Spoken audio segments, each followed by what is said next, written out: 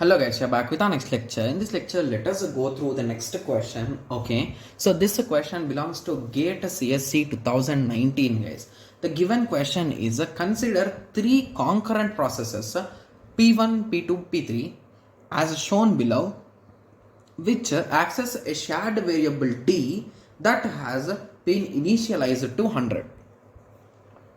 Okay, they are saying the processes are executed on a uni-processing system running a time-shared operating system, and the minimum value of and the maximum value of D after three processes has completed their execution is.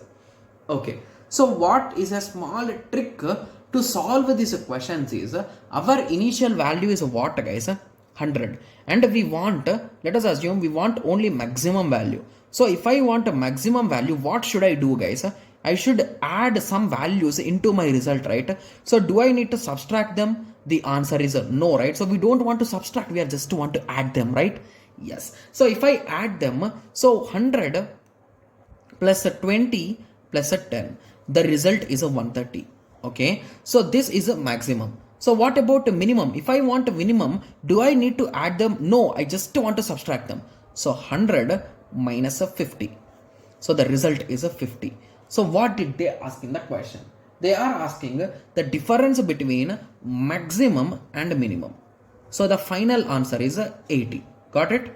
Yes. So this is the solution, or this is the approach which most of the students or most of the people will be using, but they don't know exactly like how it is being done and how you can get 130 or how you can get 50. So the trick in these type of questions is they will not give you the question completely guys.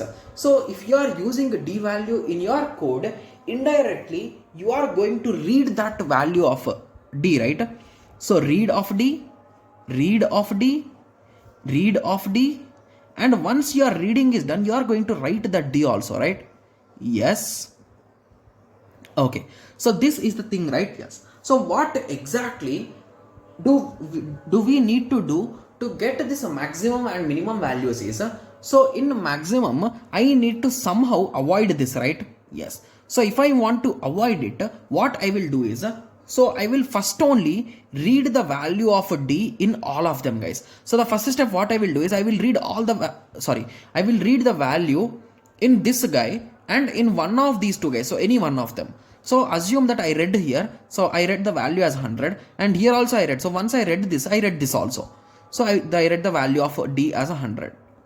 Okay, so once the read has been completed, I did subtraction 50 from it, so the result is 50. Then I wrote this 50 here. So now the value of D is a 50. After that I continued this code. So from 100 I added 20, so now the value is 120. I wrote this 120 here, so now the value is 120.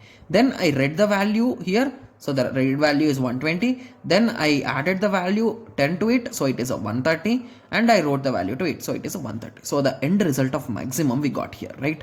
Yes. Similarly, let us try for minimum also. So what about minimum? So in minimum we need to skip these two people, right? Yes. So that is the reason why read in both of them initially only.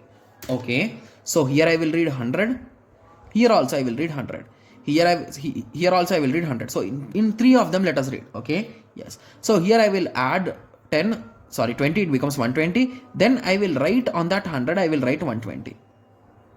This is done. So now this, so this will make it 110. So I will write that 10. So now this will be updated to 110. So at the end I will subtract from 100, I subtract 50. So the result is 50. So 50 I will write in the memory. So at the end we got 50. Got it? Yes. So in this exact approach we are going to find the values guys. But most of the people will use these kind of tricks to get the results because those are fast and they are accurate, right? Yes. So I hope everyone got a clear idea with respect to this question. So in the next lecture, let us continue with the next question. Thank you. Thanks for watching. Like, share and subscribe for more awesome videos like this. Thank you.